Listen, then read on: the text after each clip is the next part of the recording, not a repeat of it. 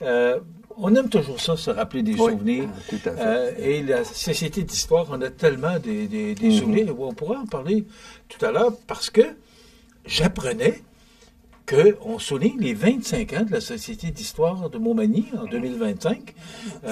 Et on pourra parler un peu là, de ce 25e parce qu'il y a beaucoup d'histoires à raconter, puis son fondateur aussi.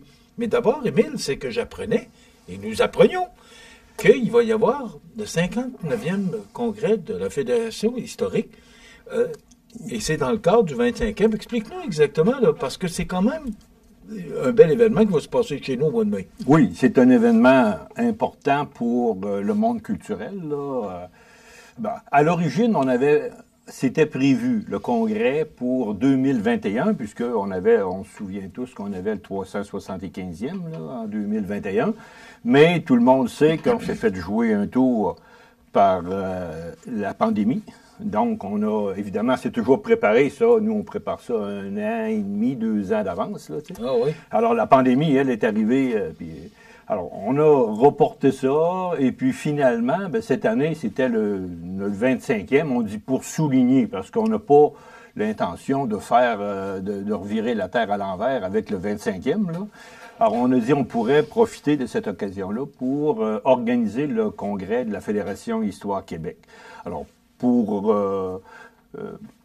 information, la Fédération Histoire Québec, au fait, autrefois, ça s'appelait la Fédération des sociétés d'histoire du Québec. Tu sais, aujourd'hui, ça s'appelle uniquement Histoire Québec. Là. OK. Qu'est-ce qu'ils font? Tu sais, si on fait le parallèle avec la Société d'histoire de Montmagny, qu'est-ce qu'ils font, eux? Ils coordonnent un peu, donnent des services aux sociétés d'histoire. De tout le Québec, de toute la province? Oui, c'est tout le Québec. Okay. Autant du côté francophone qu'anglophone, d'ailleurs. OK. Ouais. Le congrès, il va se passer quoi? Le congrès va se passer, c'est les dates le 30, 31 mai et 1er juin. Alors, évidemment, c'est des délégués de chacune de la plupart des sociétés d'histoire du Québec qui vont être à Montmagny, ici, qui vont être hébergés dans des hôtels selon ce qu'ils vont choisir. Et qu'est-ce qui va se passer? Bien sûr, il y a le vendredi soir, c'est l'accueil des gens, un cocktail à l'espace citoyen, etc. Le samedi matin, le samedi, c'est la plus grosse journée.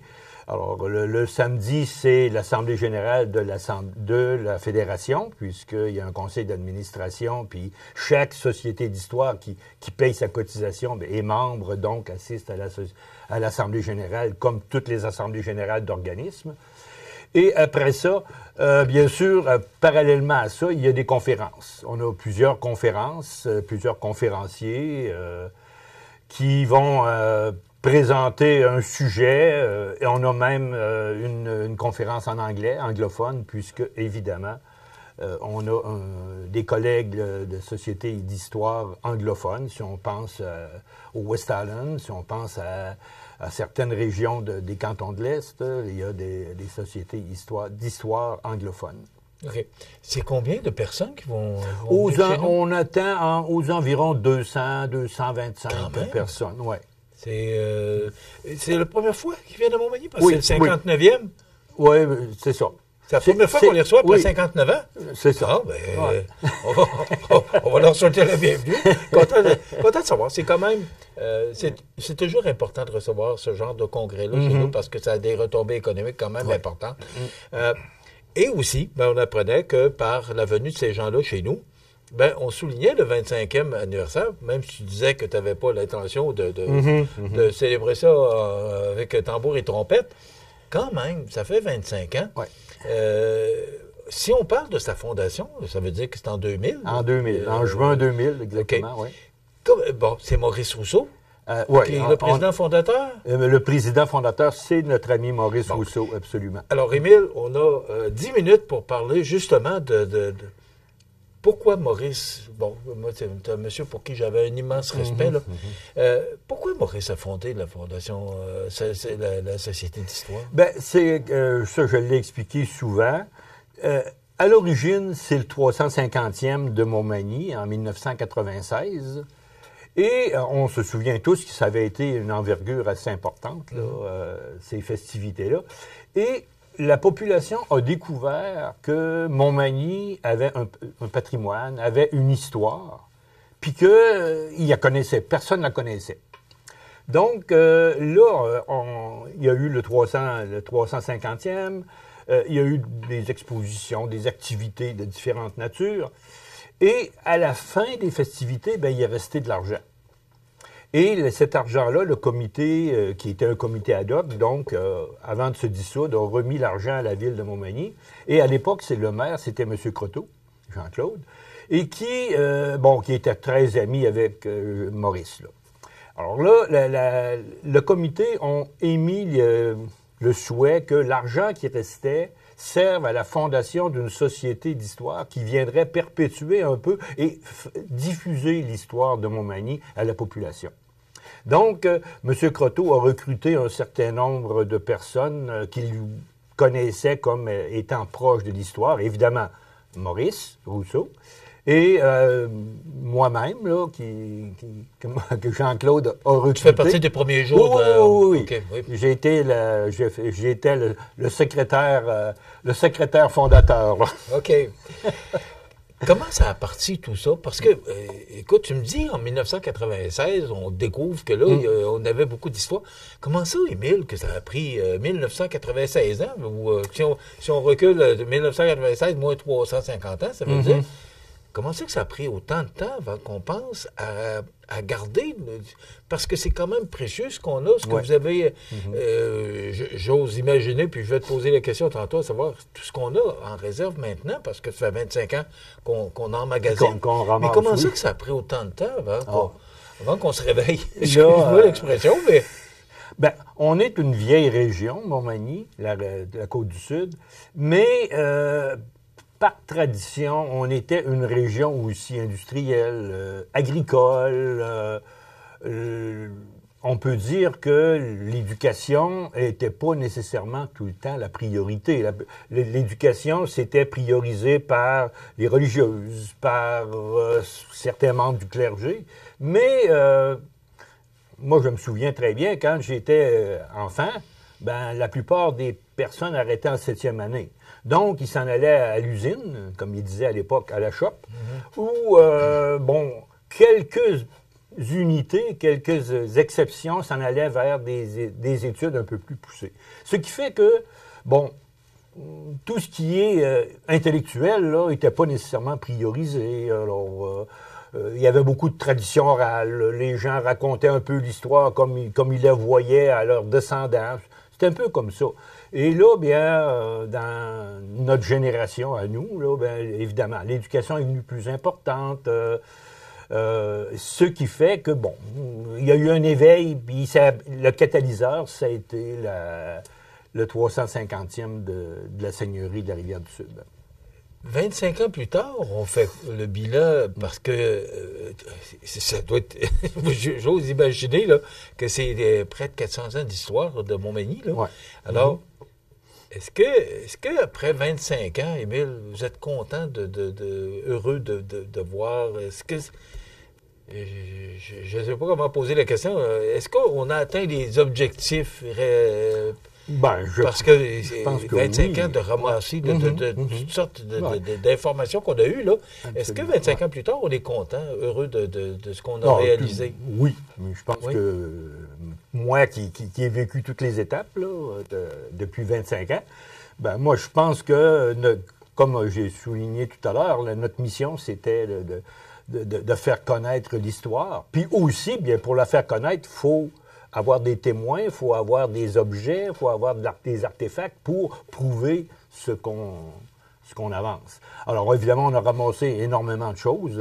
On est à l'ancienne gare, comme tu le sais. Et puis, l'ancienne gare, elle s'emplit. Oui. Oui, on doit refuser énormément de choses parce que des appareils volumineux, si une machine à battre le grain, on m'a déjà fait ça, mais là, on n'a pas de place à garder ça, là. Alors, évidemment, on est satisfait, oui. Entre autres, je pense qu'une des grandes réalisations, c'est de mettre en valeur nos journaux locaux. Hein, On sait que à Montmagny, on a eu des journaux depuis très, très longtemps, 1880 à peu près, les premiers journaux. Et puis, on en a... on a dans nos locaux des copies papier là, depuis 1894. Là. Alors, on les a fait. Oui, le papier, il faut faire attention, faut être très prudent. Ouais. C'est la raison pour laquelle on les a fait. On a entamé un processus de numérisation avec la collaboration de la Ville de Montmagny, le ministère de la Culture et bien sûr de BANQ, Bibliothèque et Archives nationales du Québec, qui a récupéré nos dossiers, on leur a cédé nos dossiers, et puis c'est sur le site de BANQ. Alors, avec ça, tu fais une recherche merveilleuse. Tu peux chercher, si tu cherches CEMA TV, bien, tu vas trouver dans les journaux, depuis que CEMA TV existe, tous les articles qui parlent de CEMA TV là-dedans. Alors, c'est extraordinaire. Donc, ça, c'est une des grandes réalisations qu'on a faite depuis quelques années. Là. Je vais te poser une drôle de question, oui. Comment tu vois les 25 prochaines années? Parce que il faut continuer à l'alimenter, cette société d'histoire-là. Oui, absolument. Puis, on a fait 25 ans, moi je vous félicite de l'avoir fait, parce que ce sont du bénévolat. Là, on absolument, on n'a pas... Alors, les prochaines 25 ans, tu les vois comment? Ben, je les vois...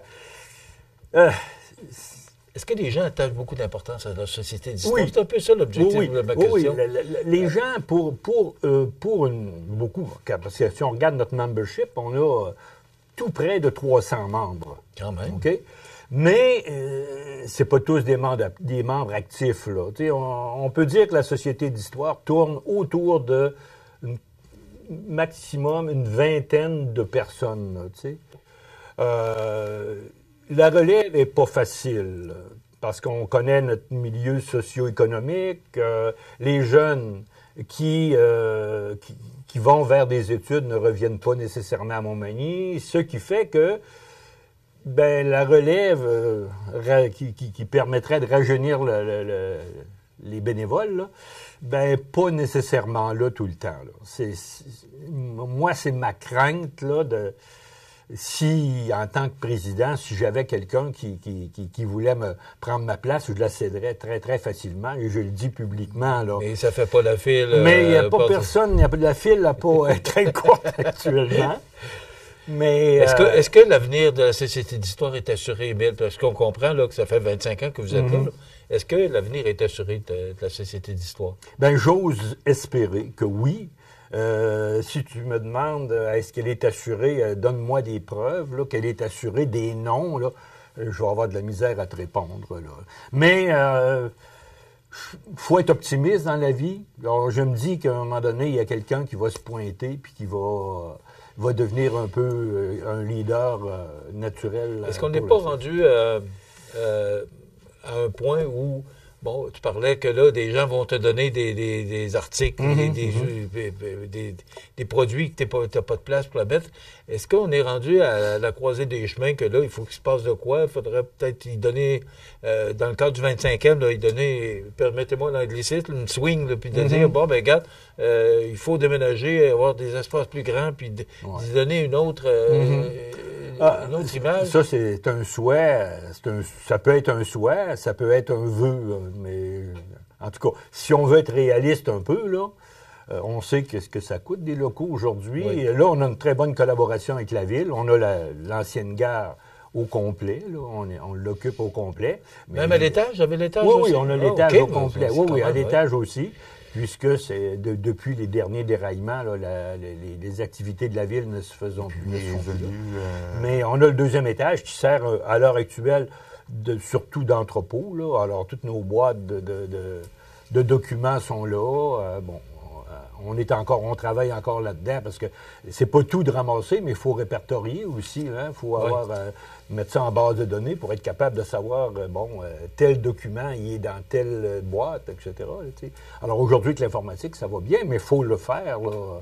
Puis c'est pas tous les bénévoles qui sont très capables aussi d'intervenir en informatique. Là, ça fait que il y a un paquet de contraintes, mais actuellement, on survit.